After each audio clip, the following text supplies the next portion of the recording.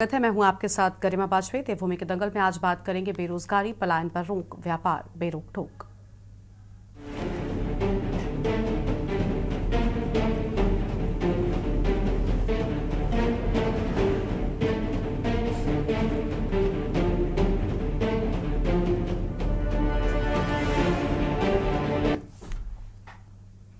पहाड़ी राज्य उत्तराखंड में उद्योगों को बढ़ावा देने की सरकार की कोशिशों के बीच उत्तराखंड की औद्योगिक इकाइयों को केंद्र सरकार से बड़ा झटका लगा है। दरअसल केंद्र सरकार ने राज्य में स्थापित 620 औद्योगिक इकाइयों को अपात्र घोषित किया है। सब्सिडी का लाभ पाने के लिए पूंजी निवेश प्रोत्साहन योजना के अंतर्गत इन औद्योगिक इकाइयों को सरकार ने अपात्र घोषित किया और सबसे बड़ा झटका हरिद्वार जिले की 251 औद्योगिक इकाइयों को लगा है। बता दें कि केंद्र सरकार के वाणिज्य एवं उद्योग मंत्रालय ने उत्तराखंड और हिमाचल प्रदेश में निवेश को बढ़ावा देने के लिए औद्योगिक विकास स्कीम 2017 को लागू किया था। इसमें बड़ी संख्या में दोनों ही राज्यों में नई औद्योगिक इकाइयां भी स्थापित हुई थी। काफी संख्या में उद्यमियों ने अपनी औद्योगिक इकाइयों का विस्तार भी किया। स्कीम के तहत केंद्र सरकार ने 714 इकाइयों को सब्सिडी का लाभ भी दिया गया, लेकिन इस बीच विभिन्न तकनीकी कारणों से 620 औद्योगिक इकाइयों को अपात्र घोषित करने के बाद उद्यमियों को बड़ा झटका भी लगा है।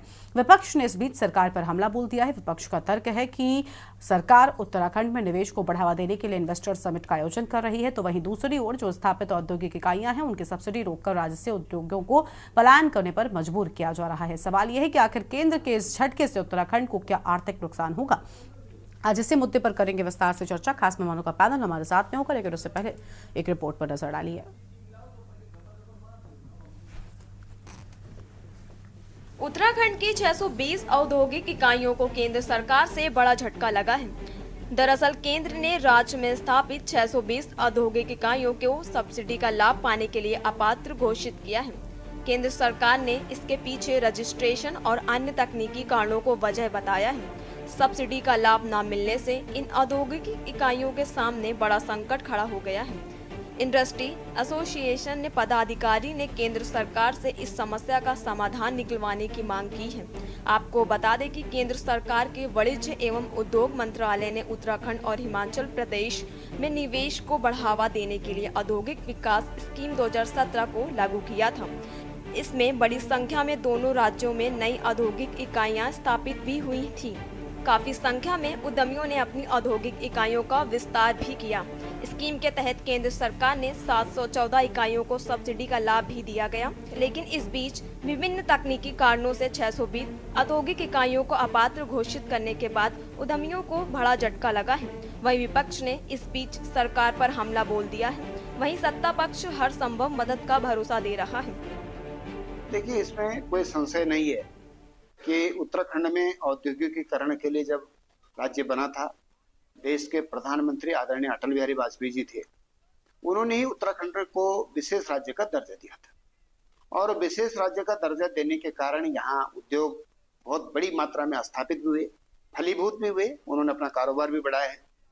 और उसके बाद भी जब जब हमारी केंद्र में सरकार रही है तो औद्योगिक इकाइयों को पूरी सुविधाएं मिले, उनको पूरी तरह से काम करने का वातावरण मुहैया हो सके। योजना है ये 2017 में पूंजी निवेश प्रोत्साहन योजना के रूप में लाई गई थी, जिसमें कि जो उद्योग लगते हैं उन्हें प्रोत्साहन राशि या उन्हें सब्सिडी दी जाती है। लेकिन इस बार एक झटके से 714 इकाइयों को कह दिया गया है कि इनके रजिस्ट्रेशन नहीं हुई है और उसमें उत्तराखंड की 350 से ज्यादा यूनिट्स हैं। और आप देखिए कि 620 यूनिट्स को कह दिया गया है कि वो अपात्र हैं। ये पत्र लिखा है वाणिज्य एवं ऊर्जा मंत्रालय ने उत्तराखंड सरकार को और कहा है कि आपके जो उद्योग लगे हैं वो अपात्र हैं सब्सिडी के लिए। अब खासा आक्रोश इन उद्योगों में है और इसमें अगर मैं बताऊं आपको तो सबसे ज्यादा नुकसान हरिद्वार जिले को हुआ है, जहां 251 यूनिट्स को अब सब्सिडी नहीं मिलेगी। यूएस नगर को 134 यूनिट्स को नहीं मिलेगी। उसके अलावा देहरादून की 95 यूनिट्स को नहीं मिलेगी और ऐसे ही हर जिला है, किसी जिले में 5 तो किसी में 10, किसी में 15। लेकिन खासे प्रभावित जो हो रहे हैं वो है हरिद्वार, जिसमें 251, यूएस नगर 134 और 95 देहरादून की औद्योगिक इकाइयां हैं जिन्हें सब्सिडी से वंचित रखा जाएगा। आपको बता दें कि केंद्र और राज्य सरकार प्रदेश में उद्योगों को स्थापित करने के लिए हर संभव प्रयास कर रही है। उत्तराखंड में अधिक से अधिक निवेश आए, इसके लिए प्रदेश में 2 बार बड़ी इन्वेस्टर्स समिट भी आयोजित की गई। इसमें कई लाख करोड़ के एमओयू भी साइन हुए। सरकार को उम्मीद है कि इस तरह की समिट से राज्य में औद्योगिक इकाइयां बढ़ेंगी तो राज्य के बेरोजगारों को रोजगार मिलेगा, प्रदेश से पलायन कम होगा। लेकिन अब 620 औद्योगिक इकाइयों की सब्सिडी रुकने से इन औद्योगिक इकाइयों के भविष्य पर खतरा मंडरा रहा है। वहीं विपक्ष इस पर सवाल भी खड़े कर रहा है कि केंद्र सरकार हो या राज्य सरकार हो, औद्योगिकरण को बढ़ावा देने के लिए तो हमेशा काम करती आई है और मुझे लगता है कि आने वाले समय में भी बहुत बेहतर इसमें काम होंगे। पर कांग्रेस को हर मुद्दे पर अपनी राजनीति करनी होती है, हर तरह से नकारात्मकता लेकर वो अपनी मानसिकता का परिचय देते हैं। तो मुझे लगता है कि सब्सिडी के कारण अगर किसी प्रकार से कोई मानक ऐसे रहे होंगे जिनके कारण वो फुलफिल नहीं कर पाए होंगे तो इसलिए उनकी सब्सिडी रुकी होगी। पर सरकार हमेशा आगे बढ़ाने का काम करती है, उद्योगों को आगे लाने का काम करती है और किसी भी वर्ग को कहीं तक भी कोई परेशानी ना हो इसको लेकर के समय समय पर मंथन और विचार करती है। और मुझे लगता है कि आने वाले समय में भी जो चाहे राज्य का हो चाहे केंद्र का हो, औद्योगिकरण को बढ़ावा मिलेगा। अगर सब्सिडी में कहीं ना कहीं कोई कमी पाई जाती है, शायद मुझे लगता है कि इसीलिए वो रुकने का काम होती है। अगर उनके मानक के अनुरूप अगर कोई उद्योग लगने का काम होगा और वो नहीं मानक पूरे कर पा रहे होंगे तो तभी वो सब्सिडी रुकी होगी। लेकिन कांग्रेस को हर मुद्दे पर जो है नेगेटिविटी बोलनी है। उत्तराखंड के अंदर माननीय मुख्यमंत्री धामी जी ने बहुत बड़ा इन्वेस्टर समिट देहरादून के अंदर किया। उसमें सारे इंडस्ट्रीज उन्होंने देहरादून में आमंत्रित किए और उनकी आवभगत में करोड़ों रुपए उन्होंने खर्च कर दिया। लेकिन उसका नतीजा क्या निकला? कांग्रेस पूछती रही बार बार कि माननीय मुख्यमंत्री जी करोड़ों रुपए उनकी आवभगत में तो खर्च कर दिए हैं, लेकिन ये बताइए प्रदेश के अंदर कितना उद्योग मिला, कितने बेरोजगार युवकों को रोजगार मिला, कितना पलायन प्रदेश के अंदर रुका? लेकिन इन सवालों का जवाब माननीय मुख्यमंत्री जी नहीं दे पा रहे हैं। और जहां तक सब्सिडी की बात है, प्रदेश के अंदर उद्योग लगे नहीं तो सब्सिडी कहां से मिलेगी? नई सरकार बनी थी पहली, माननीय नारायण दत्त तिवारी जी सरकार के मुख्यमंत्री थे। उनके समय पे जो उद्योगपतियों को सब्सिडी दी गई थी और बड़े बड़े उद्योग घराने प्रदेश के अंदर आए, चाहे उसमें टाटा है, बजाज है, किरवी है, हिंदुस्तान है, उसमें 70% यहाँ के बेरोजगार युवकों को रोजगार देने की बात कही थी।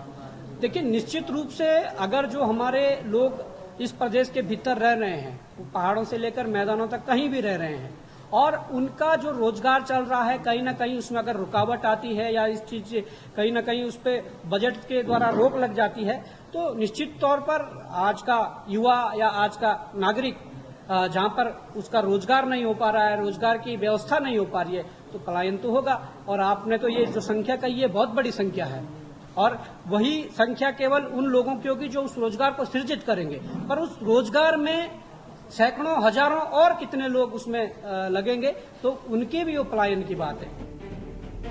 कुल मिलाकर उत्तराखंड में उद्योगों को बढ़ावा देने की सरकार की कोशिशों के बीच उत्तराखंड की औद्योगिक इकाइयों को केंद्र सरकार से बड़ा झटका लगा है।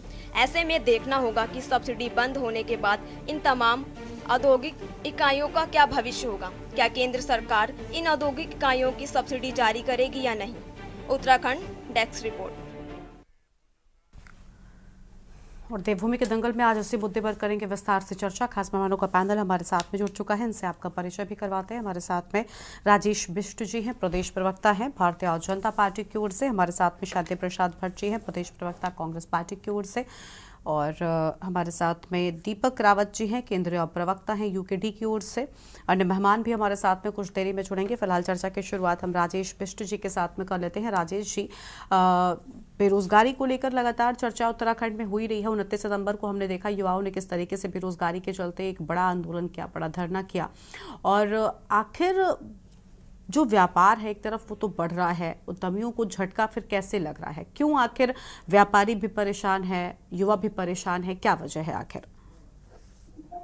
जी, ये विषय बेरोजगारी और पलायन बहुत गंभीर विषय है, खासतौर पे उत्तराखंड के लिए। अधिकतर पर्वतीय क्षेत्रों में देखा गया है कि जो बेरोजगार साथी वहां पर अपनी पढ़ाई लिखाई जिन भी व्यवस्थाओं से पूरी करते हैं, उसके बाद रोजगार के लिए अभी तक देखा गया था कि वो लोग अपना प्रदेश छोड़ के बाहर जाते थे। ये पहली बार ऐसा हुआ है कि भारतीय जनता पार्टी ने 2017 से लेकर अभी तक के अपने 7.5-8 साल के कार्यकाल में ये हर संभव कोशिश करी है कि हमारे प्रदेश का युवा नौजवान जिसके अंदर इतना टैलेंट है कि वो अपने प्रदेश के अंदर अपने लिए स्वरोजगार जोड़ सकता है, वो बाहर ना है। ये प्रदेश सरकार की पहली प्राथमिकता रही है। पलायन की जहां तक बात होती है, देखिए पूर्व के अगर आंकड़ों को हम देखें, उसके बाद से अगर हम 7.5-8 साल के आंकड़े उठाए तो पलायन में रिवर्स पलायन भी खूब हुआ है, और जो पलायन के लिए जो संख्या पहले बाहर जाती थी प्रदेश से, वो यहाँ स्वरोजगार ढूंढते हुए पलायन भी रुक रहा है। अब हम बात करते हैं इन कंपनियों की, इन उद्योगों की, जिन इकाइयों के सब्सिडी रुकने की बात हो रही है। देखिए, अभी तक हम जब भी इस मुद्दे पे चर्चा करते थे, विपक्ष के साथी हमेशा एक ही बात बोला करते थे कि भारतीय जनता पार्टी की सरकार के समय में इस प्रदेश के अंदर उद्योग लगे ही नहीं। जो उद्योग लगे हैं 2002 से 2007 के बीच में लगे, तो वो हमारी इन उद्योगों पे जो भारतीय जनता पार्टी की सरकार के द्वारा जो व्यवस्थाएं करी गई, चाहे इन्वेस्टर्स ग्लोबल समिट के माध्यम से करी गई, या बार बार इन्वेस्टर्स को यहाँ लाके और जगह जगह पे माननीय मुख्यमंत्री पुष्कर धामी जी के द्वारा अन्य राज्यों में बल्कि विदेशों में भी जाके यहाँ वहां के इन्वेस्टर्स को यहाँ लाने के लिए उनसे बातचीत करके व्यवस्था देने की बात की जा रही थी।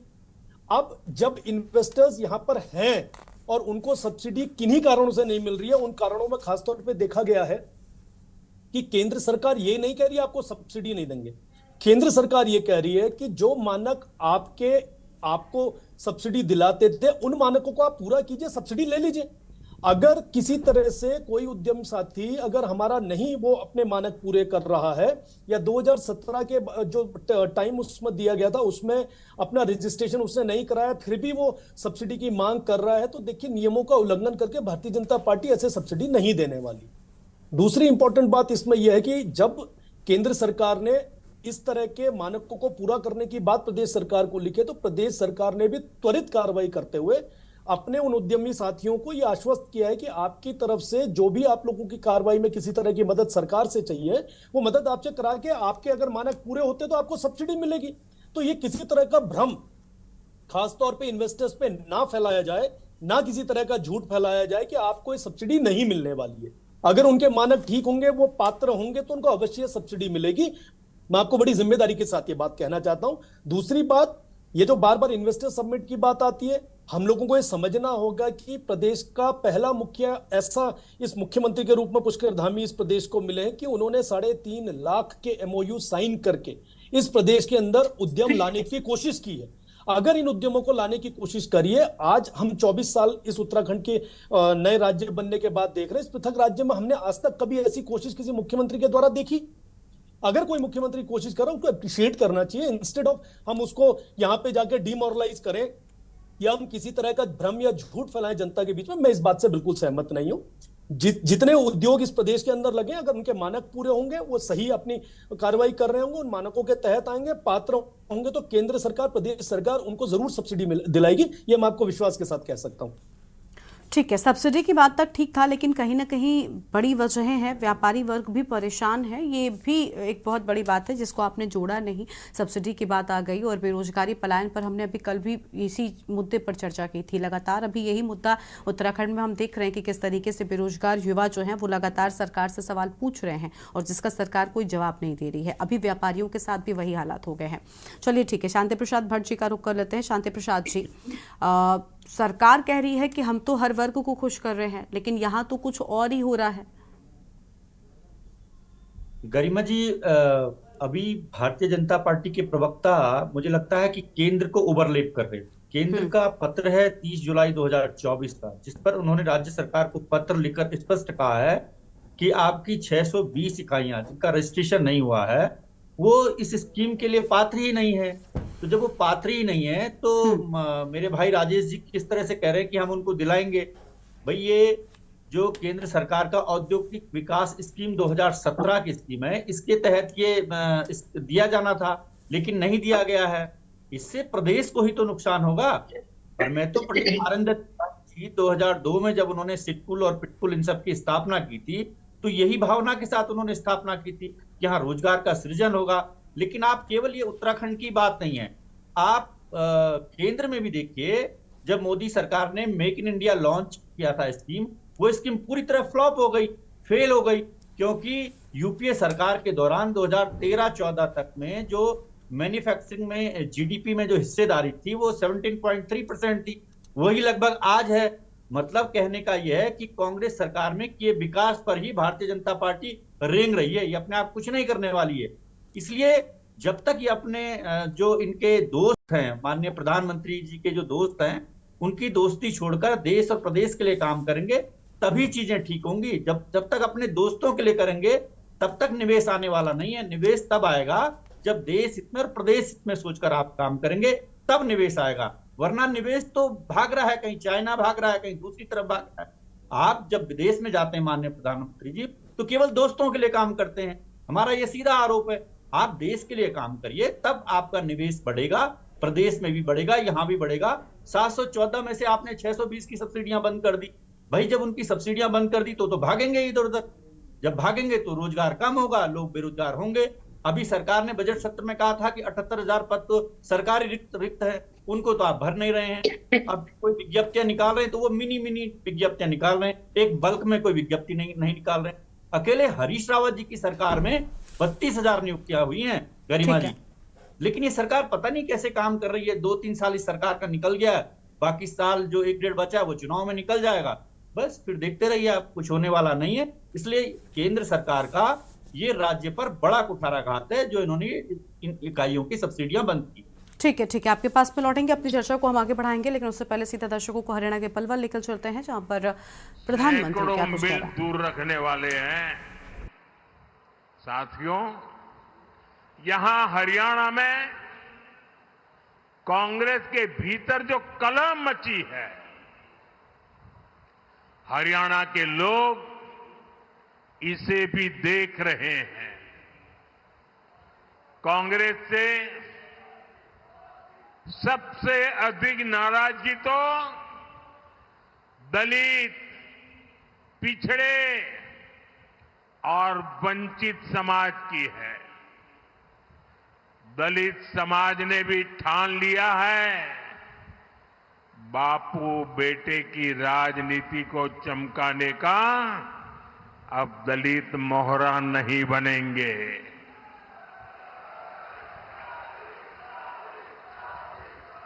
वो देख रहा है कि कैसे भाजपा सबको अवसर दे रही है। हमारे मुख्यमंत्री सैनी जी बड़ी विनम्रता के साथ सबको साथ लेकर चल रहे हैं।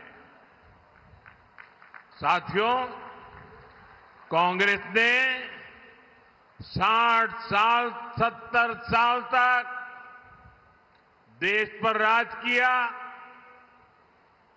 इतना मौका मिलने पर भी कांग्रेस ने देश के लोगों को तरसा कर रखा।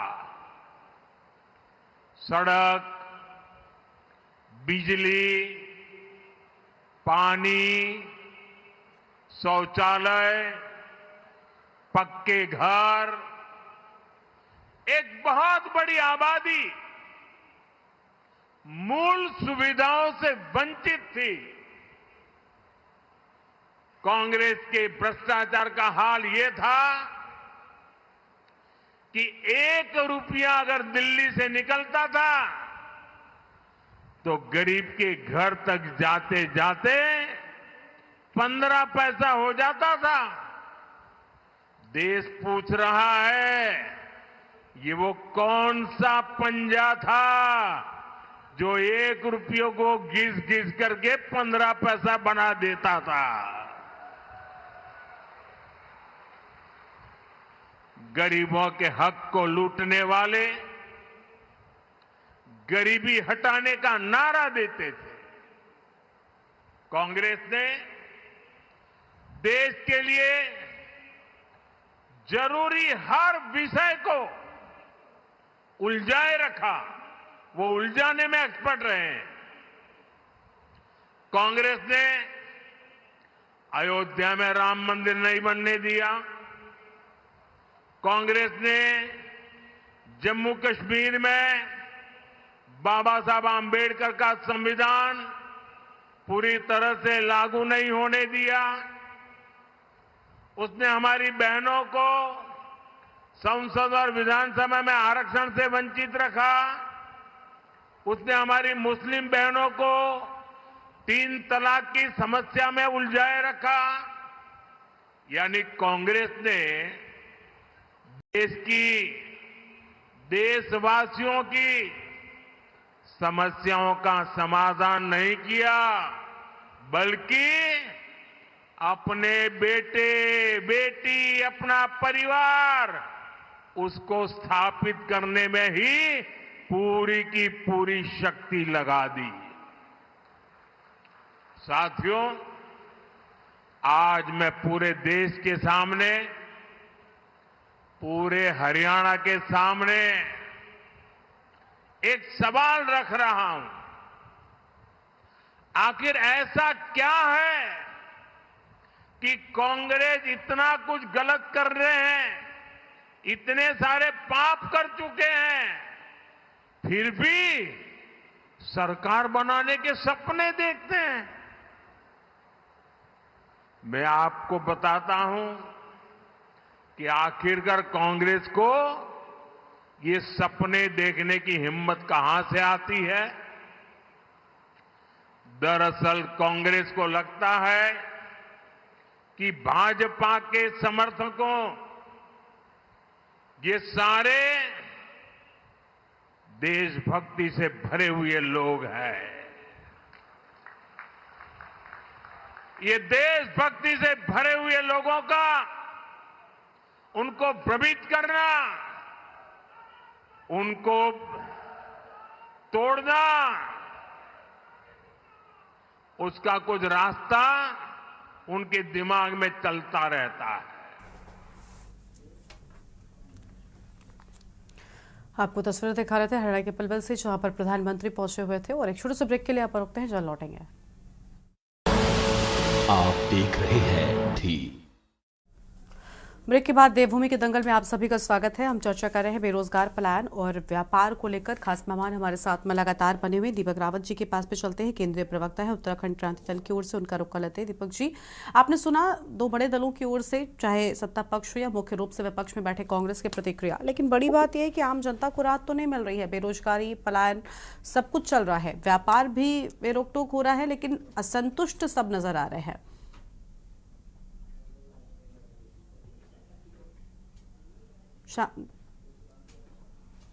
दीपक रावत जी, अनम्यूट कीजिए, आपकी आवाज नहीं मिल रही है।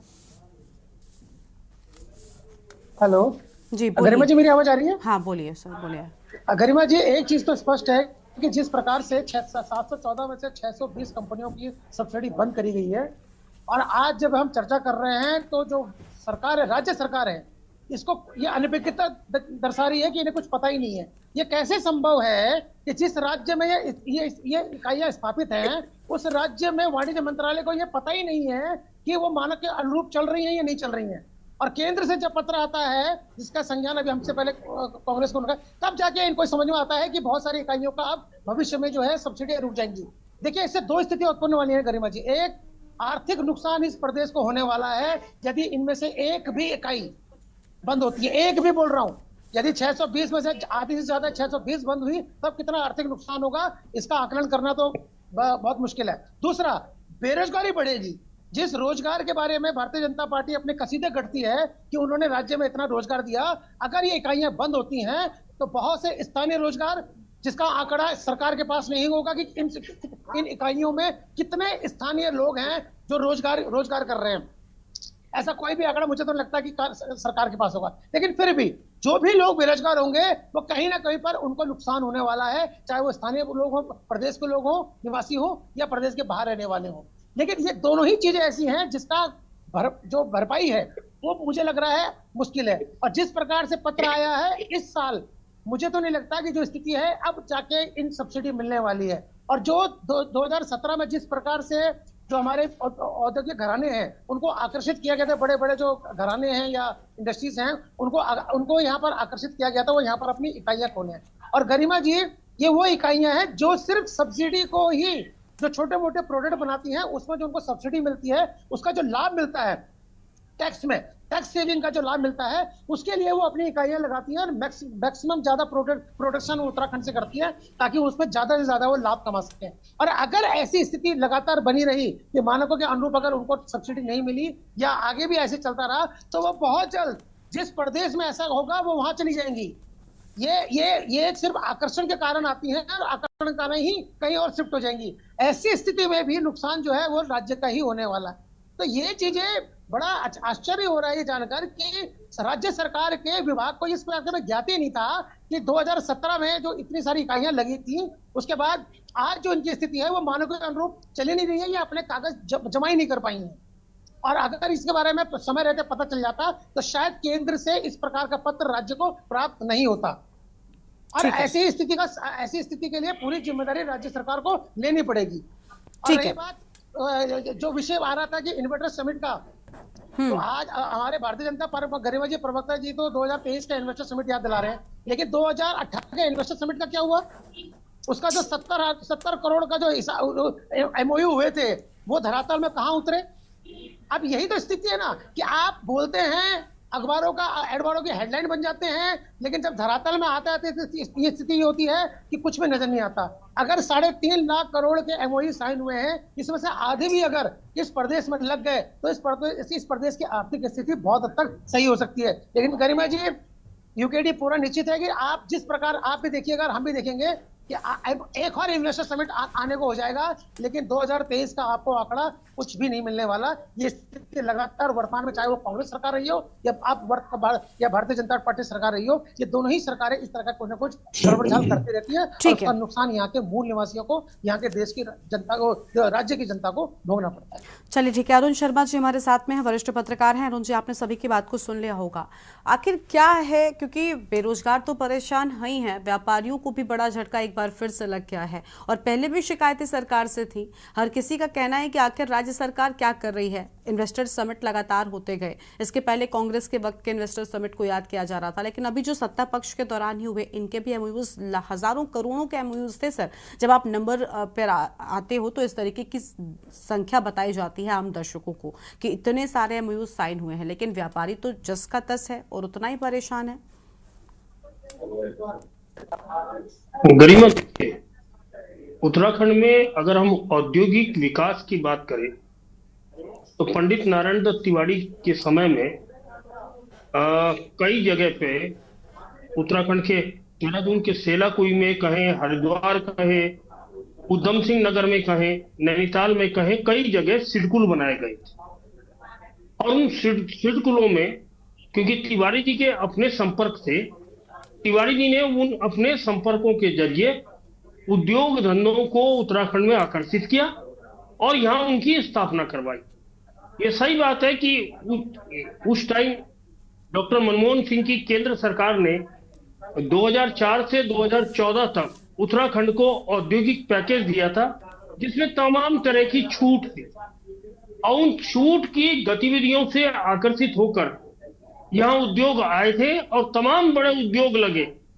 मुझे याद है कि जब हरिद्वार में एक बार तिवारी जी हम सबको ले गए थे, महिंद्रा के एक प्लांट का उद्घाटन था, तो हम सबको ले गए थे दिखाने के लिए कि आखिर उत्तराखंड के अंदर हो क्या रहा है। और उसके बाद धीरे धीरे 2014 के बाद वो सब्सिडियां और वो जो उद्योगों को विशेष पैकेज मिल रहा था वो खत्म हो गया। राज्य सरकारों ने कोशिश की कि उसको कंटिन्यू करवाया जाए, लेकिन विभिन्न कारणों से केंद्र से वो कंटिन्यू नहीं हो पाया।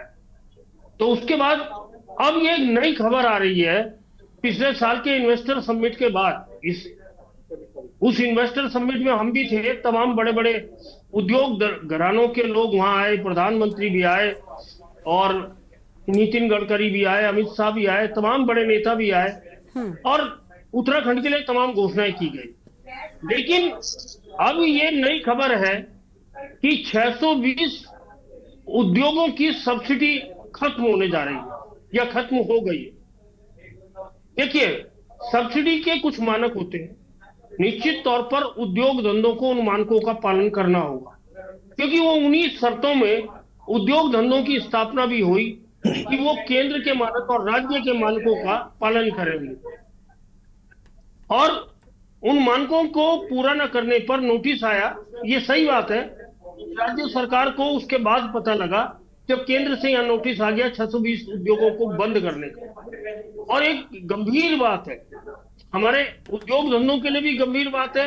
और जैसा हमारे यूकेडी के साथी ने कहा कि युवाओं के लिए भी गंभीर बात है, जो अब बेरोजगारी के कागार पर बैठ जाएंगे अगर वो उद्योग धंधे बंद हो गए।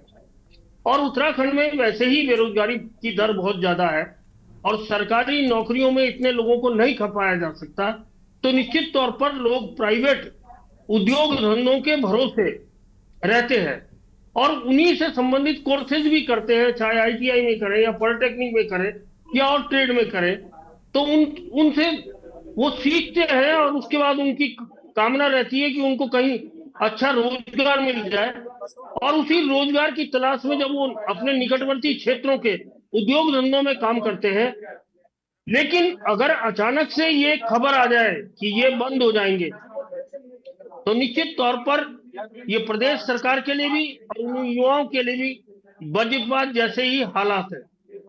अगर यह स्थिति होती है तो निश्चित तौर पर हमें आर्थिक रूप से भी नुकसान होगा और युवा लोग फिर सड़कों पे आ जाएंगे, एक नया मूवमेंट खड़ा हो जाएगा जो निश्चित तौर पर इस राज्य के लिए चिंताजनक है। इससे मुझे लगता है कि राज्य सरकार को भी और केंद्र सरकार को भी बहुत गंभीरता से इस बारे में सोचना चाहिए और इन उद्योग धंधों को के सर्वाइवल के लिए नए सिरे से प्रयास करने चाहिए। जी गरिमा।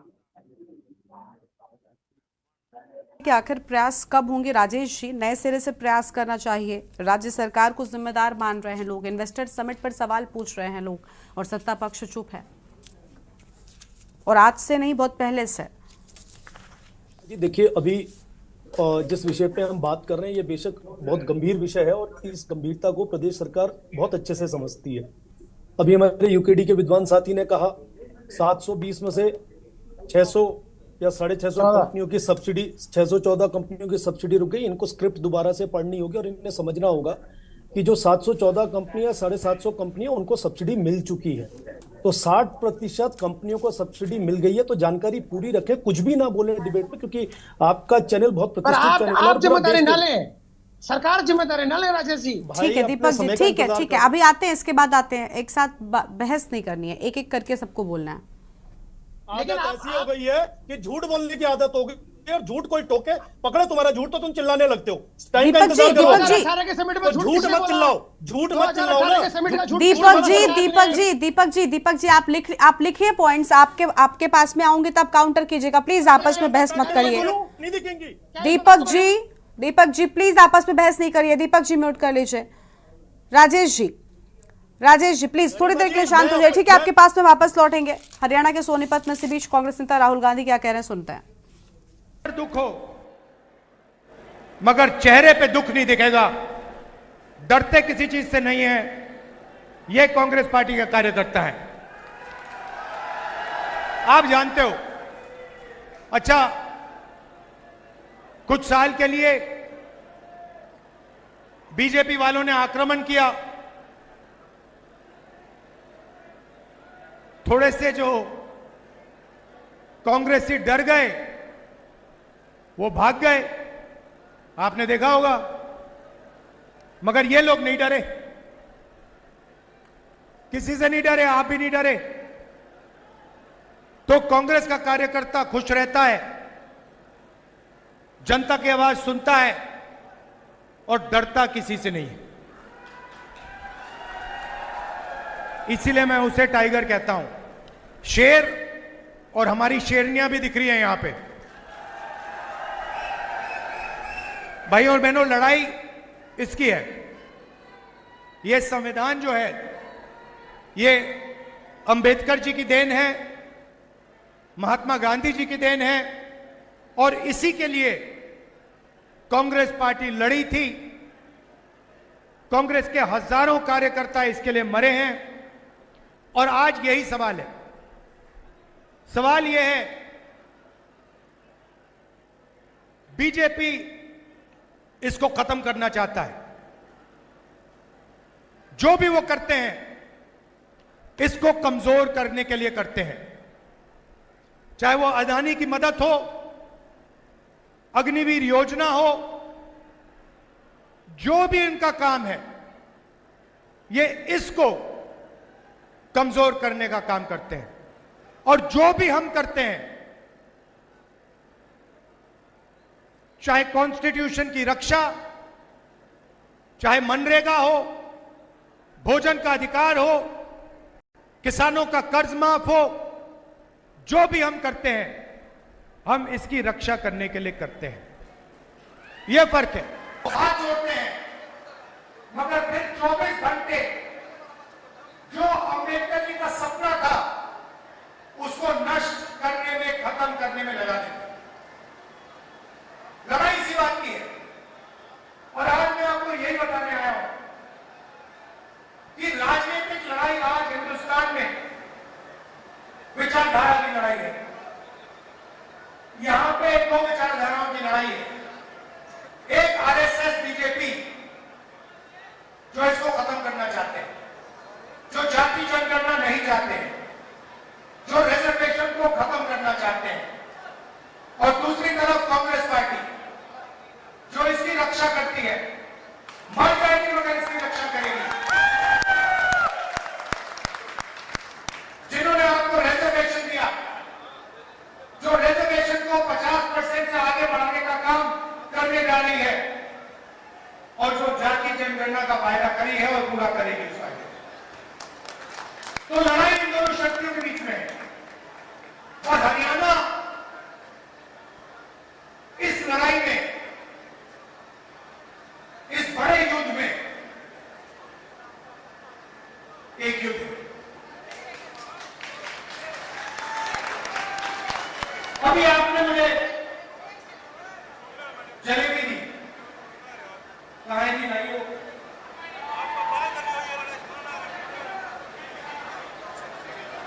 नहीं डब्बा डब्बा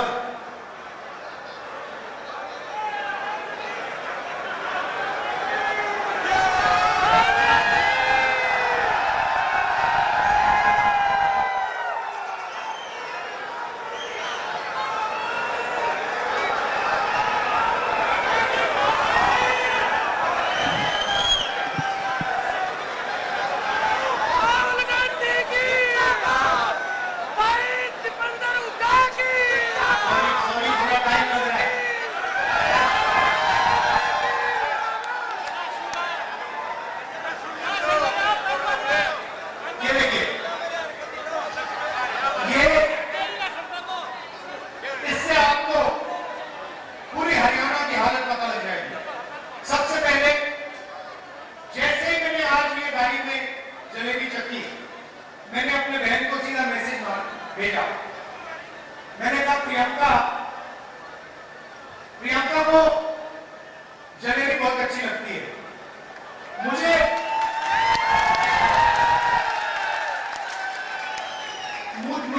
आमतौर से दूसरी मिठाई अच्छी लगती है, मगर जैसे मैंने ये जलेबी चखी, मैंने प्रियंका को सीधा मैसेज मारा, मैं पढ़ लेता हूं जो मेरे फोन पे है। मैंने कहा प्रियंका, तो हरियाणा के सोनीपत से आप सुन रहे थे राहुल गांधी को, जिनकी ओर से बड़ी बातें कही गई हैं। वापस अपनी चर्चा का रुख कर लेते हैं। हमारे साथ में खास मेहमान बने हुए राजेश जी, अपनी बात को पूरा कीजिए और प्लीज दीपक जी थोड़ी देर के लिए शांति बनाए रखिएगा। आपके पास लौटेंगे, आपकी बारी आएगी, आप सारी चीजों पर काउंटर कर सकते हैं। बोलिए सर राजेश। गरिमा जी गंभीर है, जिस विषय पे उत्तराखंड के नौजवानों का भविष्य अधर पर है, जिस विषय पे इतनी गंभीर चर्चा हो रही है, यहाँ पे केंद्रीय प्रवक्ता होने के नाते अपनी बात की गंभीरता को और उसके वजन को समझने की बहुत सख्त आवश्यकता है। आप लोग बात क्या बोल रहे हो, उसकी गंभीरता से आपको कोई लेना देना नहीं। इस बात से समझ आता है कि आपको शांति रखो भाई, विषय मैं नहीं हूँ, विषय मैं नहीं हूँ राजेश जी। बिल्कुल बिल्कुल ठीक है दीपक जी, ठीक है, मैं शांत करा रही हूँ, आप थोड़ी देर के लिए शांत रहिए। और राजेश जी प्लीज आप मुद्दे पर आइए। हो गई व्यक्तिगत टिप्पणी। दीपक जी आप शांत हो जाइए, मैं शांत करा रही हूँ। दोनों लोग बोलेंगे तो इस तरीके से डिबेट नहीं होती, प्लीज शांत हो जाइए। और राजेश जी आप मुद्दे पर आ जाइए। हो गया, देखिए आप। हाँ ठीक है राजेश जी, मुद्दे पर, सीधा मुद्दे पर, कोई बात नहीं दीपक जी के बारे में। मुद्दा जब हम इस नेशनल टीवी पर बैठे हैं, इस प्रदेश के युवाओं की बात कर रहे हैं, तो आंकड़े हमें सही देने होंगे। अगर आप गलत आंकड़े देंगे तो उसको सुधारने का काम हमारा है। हाँ ठीक है, आंकड़े सरकार की ओर से कितने सही आ रहे हैं ये हम देख रहे हैं, उसी विषय पर चर्चा कर रहे हैं। बेरोजगारी, पलायन, ये सब आंकड़े आपको नहीं दिखते? अभी उनसे आगे बढ़िए, अब मुद्दे पर आइए सर। मैं गरिमा जी 714 में से जो व्यक्ति यहाँ बैठकर कहेगा 620 कंपनियां बंद होने के कगार, मुझे वो आंकड़े ठीक करने होंगे। तो सर ये व्यापारी सड़कों पर क्यों है? ये व्यापारी सड़कों पर, दीपक जी मैं आपसे बोल रही हूँ ना, आप चुप हो जाइए। दूसरी बात, हमने अभी जीडीपी की बात करी।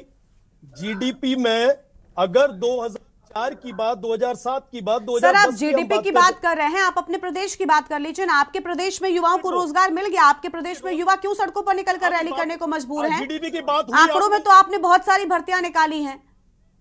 ऑब्जेक्ट क्यों नहीं कर रहा जब जीडीपी की नहीं गई? तो देश की जीडीपी के बाद अगर भारत तीसरे नंबर पर है, विषय जीडीपी में नहीं है। ये देखो, इन सबसे बुलवा लीजिए मेरी बारी में भी गरिमा जी, मैं चुप हो जाता हूं। सर आप जीडीपी पर मत बोलिए ना, आप उत्तराखंड में बेरोजगारी, पलायन और व्यापारियों की परेशानियों को लेकर बोल दीजिए ना। वो उस पर आपके पास ये सत्ता पक्ष जनरलाइज बातें करने से ऊपर नहीं बढ़ पा रहा है। अब जीडीपी पे कांग्रेस के प्रवक्ता साथी ने कहा, आपने क्यों ऑब्जेक्ट नहीं करा? आपने बोलना सर जवाबदेही आपकी है, ठीक है, आपसे हर कोई यहाँ पर बैठा सवाल पूछ सकता है, चाहे कांग्रेस का हो, बीजेपी का हो या पत्रकार हो, या आपके प्रदेश की जनता है। विपक्ष से आगे बढ़कर भी सोचिए। जब मैं बोल रहा हूं तो उस बात को पूरी तो होने दीजिए। बिल्कुल पूरे होने दे, लेकिन मुद्दे पर आइए आप। मुद्दा वही है, जीडीपी पे जब बात हुई तो जीडीपी पे भारत तीसरे नंबर पे, ये मैं बताना चाहूंगा जब जीडीपी पे सवाल उठेगा। ठीक है, यहाँ पे अब उत्तराखंड के व्यापारियों की स्थिति क्यों है? एमओयूज का क्या हुआ? इतने सारे समिट्स हुए थे, उसको लेकर कितनी कंपनियां आज स्टैंड अप हो गई है उत्तराखंड में? कंपनी में 330 कंपनियां स्टैंड अप हो गई। 8 महीने में कंपनियां खड़ी नहीं होती हैं, ये आप भी जानती हैं। इंफ्रास्ट्रक्चर में कितना समय लगता है, एक घर बनाने में हमारे को ये बातें इन्वेस्टर समिट के वक्त तो नहीं बताई जाती, इसके पहले के इन्वेस्टर समिट को लेकर भी आम जनता में गुस्सा था। तभी भी जनता यही कह रही थी ना कि भाई पहले वाले समिट से क्या फायदा हुआ, राज्य के पैसों का नुकसान हुआ। कांग्रेस की लाइन मत बोलिए आप, मैं बता देता हूं। सर मैं कांग्रेस की लाइन नहीं बोल रही हूँ, मैं बोलूं तो मैं भी कांग्रेस की लाइन बोल रही हूँ। आप 8 महीने में ये नहीं कह सकते कि कंपनियां खड़ी नहीं हुई। एमओयू की कंडीशंस कंपनीज के साथ तय हुई है, वो कंपनी और सरकार के बीच का मामला है। जब कंपनी को ऑब्जेक्शन नहीं है, ठीक है, यानी अभी आपको वक्त लग रहा है, ठीक है, अभी वक्त लग रहा है, वक्त के बाद भी हम देख लेंगे। उसके पहले हमने समिट में भी देखा है कि क्या स्थिति हुई है। चलिए ठीक है, हो रहा है और जमीन में सारे बेरोजगार युवा जानते हैं, एमओयू वाली कंपनियां जानती हैं, इसलिए कुछ भी बोल देने से बात सही और गलत नहीं हो जाएगी। जो सही हो रही है वो जमीन पर चल रही है और पूरे प्रदेश की जनता उस बात को जानती है। सर, तो यहाँ पे झूठ किसी के भी फैलाने से बनेगी। हमने 2 दिन पहले बेरोजगारी को लेकर चर्चा की है, जिसमें बेरोजगार संघ के अध्यक्ष भी बैठे थे। ये सब कहां से आ रहे हैं सर? ये आसमान से थोड़ी आ रहे हैं, ये आपके प्रदेश की जनता है। और अगर ये रैली, धरना, आंदोलन करने पर मजबूर है तो इनके पास रोजगार नहीं है। ये आपसे आंकड़े मांग रहे हैं कि आपने कितनी भर्तियां निकाली और कितनी असल में हुई है। भर्तियां निकाल देना भी आसान है।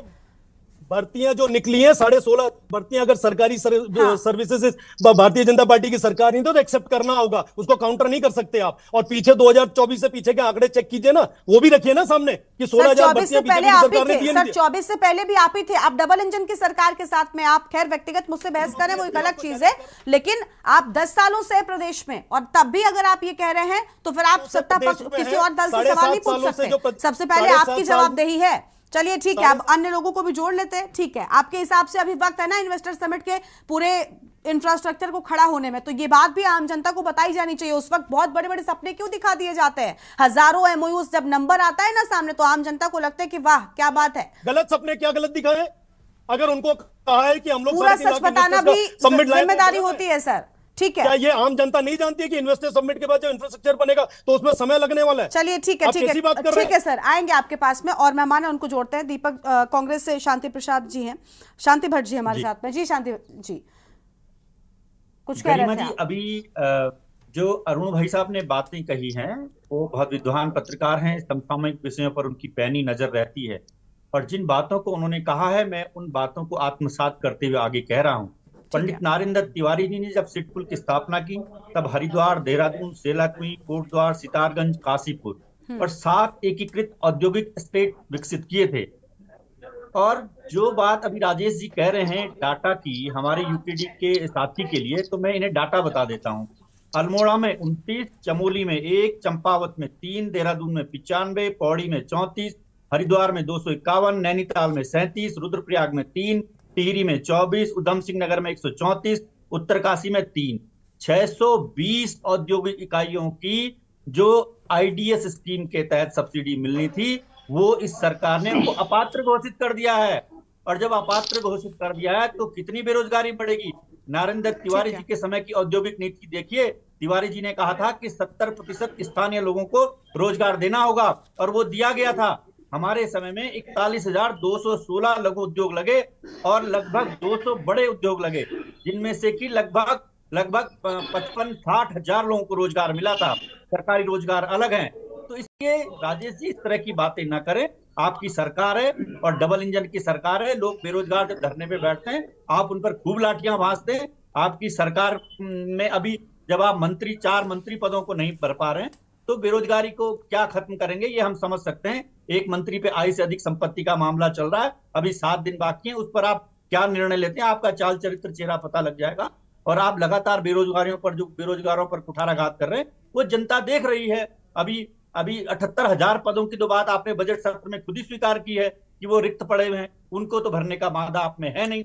4 महीने से तो मुख्यमंत्री जी को प्रधानमंत्री का समय दे नहीं रही मिलने का। तो एक नेतृत्व होता है, जैसे नारायण दत्त तिवारी जी का एक फेस था, एक नेतृत्व था, तो प्रधानमंत्री जी भी उनकी बात मानते थे। आज का नेतृत्व ऐसा नहीं है कि प्रधानमंत्री जी के पास चले जाएं और कुछ लेकर आ जाएं। अरे भाई, 5-8 सांसद आपके हैं, बहुमत की आपकी यहाँ सरकार है, केंद्र में आपकी और हर एक चुनाव में जनता आपका समर्थन कर रही है। बिल्कुल, मैं जवाबदेही पहले उनसे मांगती हूँ। ऐसा नहीं है, हालांकि कांग्रेस पार्टी के पास भी लंबा वक्त रहा है चीजों को बेहतर कर पाने का। उस वक्त भी चीजें बहुत बेहतर नहीं हुई शांति भट्ट जी, लेकिन फिर भी आपके पास में एक वो है ना कि 10 सालों से आप सत्ता से बाहर हैं, आपसे क्या उम्मीद की जाए। ठीक है, अरुण शर्मा जी के पास में जाएंगे, वरिष्ठ पत्रकार हैं अरुण जी। इन्वेस्टर समिट हो गया, अभी इन्वेस्टर समिट पर राजेश जी का जवाब आपने सुना सर, क्या कहना चाहेंगे। और भर्तियां बहुत सी निकलती हैं, बेरोजगारी पर भी वो बोल रहे हैं। आंकड़े सरकार जो पेश कर रही है, ये आंकड़े असल में क्यों सच नजर नहीं आते, इनसे जनता संतुष्ट क्यों नहीं होती, और क्या ये वाकई सच होते हैं। देखिए गरिमा, आंकड़े तो आंकड़े होते हैं। अब आंकड़ों की बाजीगरी करना या उससे खेलना सरकारों से बेहतर कोई नहीं जानता। और देखिए, जहां तक आप बात कर रहे हैं इन्वेस्टर समिट की, तो निश्चित तौर पर त्रिवेंद्र सरकार के टाइम पर भी हमने इन्वेस्टर समिट देखा, जो महाराणा प्रताप स्टेडियम में हुआ था और उसमें प्रधानमंत्री सहित तमाम नेता आए थे। उस टाइम भी 70,000 करोड़ के इन्वेस्टमेंट का दावा किया गया था कि 70,000 करोड़ का इन्वेस्टमेंट उत्तराखंड में लगेगा। और अभी जो हमने लास्ट ईयर समिट देखा है, जो FRI में हुआ और जिसकी भव्यता के चर्चे तमाम जगह हुए, और उसमें उत्तराखंड का जो अपना ब्रांड है वो भी इंट्रोड्यूस किया गया था, अगर आपको याद हो, तो वो सब चीजें हम सबके सामने थी। लेकिन उसमें 3,51,000 करोड़ के इन्वेस्टमेंट के आने का दावा हुआ था। ये सही बात है कि इन्वेस्टमेंट को जमते जमते टाइम लगता है। एक दिन में रातों रात कोई उद्योग खड़ा नहीं होता, बिल्कुल सही बात, ये आप भी जानते हैं और हम भी जानते हैं। लेकिन धरातल में दिखे तो पता लगेगा आपने कहां कहां क्या काम करा है। ये तो आपकी जिम्मेदारी है दिखाने की, आप और कुछ नहीं है। सरकार को चाहिए कि जहां जहां नया इन्वेस्टमेंट हुआ, वहां एक पत्रकारों को टीम ले जाके आप दिखा दीजिए, जैसे नारायण दत्त तिवारी दिखाते थे हम लोगों को, तो हमें भी अच्छा लगता था कि हमको भी प्रदेश में नया क्या हो रहा है उसकी जानकारी फील्ड में जाकर पता लगती थी। और गरिमा जी, आप और हम जानते हैं कि हम लोग पत्रकारिता से जुड़े हुए हैं। निश्चित तौर पर हमें तब तक किसी चीज पे विश्वास नहीं होता जब तक खुद हम अपनी आंखों से नहीं देख लेते, उसके फोटो नहीं ले लेते, उसके विजुअल नहीं बना लेते, तब तक हम लोगों को भी विश्वास नहीं होता। तो वो विश्वास जगाने के लिए सरकार को निश्चित तौर पर, चाहे वो अधिकारियों की विजिट बनाए, चाहे पत्रकारों की विजिट बनाए, लेकिन विजिट बनाए, कुल मिलाकर कदम उठाने चाहिए ताकि कम से कम लोगों को जवाब मिल सके, लोग भी संतुष्ट हो सके। क्योंकि जिस तरीके से यहाँ पर चीजें हो रही हैं, अलग अलग क्षेत्र में अलग अलग मुद्दों को लेकर जिस तरीके से हीला हवाली हम कह सकते हैं हो रही है, उससे हर कोई असंतुष्ट नजर आता है। उम्मीद यही है कि बेहतर होंगी चीजें। बहुत शुक्रिया आप सभी का हमारे साथ जुड़ने के लिए, अपनी बात रखने के लिए। तो बेरोजगारी, पलायन पर रोक, लेकिन व्यापार पे रोक टोक, और एक बार फिर से व्यापारियों को भी